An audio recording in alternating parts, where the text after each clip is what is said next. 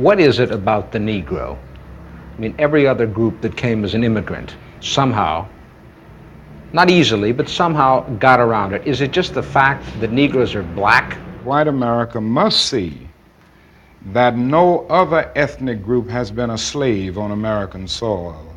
That is one thing that other immigrant groups haven't had to face.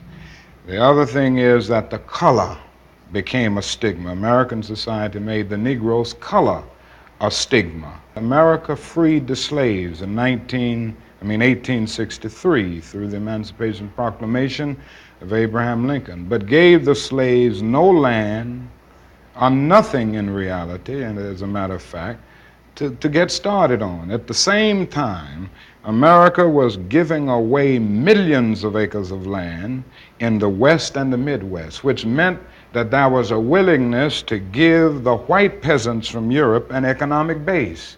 And yet it refused to give its black peasants from Africa, who came here involuntarily in chains and had worked free for 244 years, any kind of economic base. And so emancipation for the Negro was really freedom to hunger. It was freedom to the winds and rains of heaven. It was freedom without food to eat or land to cultivate, and therefore it was freedom and famine at the same time.